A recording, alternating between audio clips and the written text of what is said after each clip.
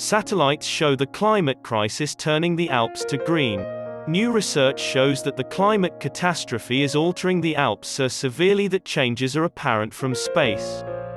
The Alps warmed by 2 degrees Celsius, 3.6 degrees Fahrenheit, in the 20th century, twice as much as the Northern Hemisphere.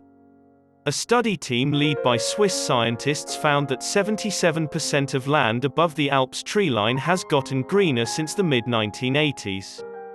More plant growth may appear great, but it might displace out native creatures and disrupt habitat. Some barren places went green, although existing plant life presumably increased denser owing to temperature and rainfall changes, and species from lower altitudes climbed higher. The scientists utilized satellite data to evaluate changes in land cover throughout the Alps from 1984 to 2021.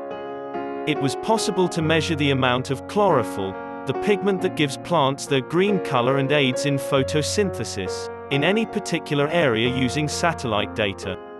Researchers utilized this data to track plant development in the Alps. Unique species and ecosystems in high-elevation alpine locations might be threatened by plant growth.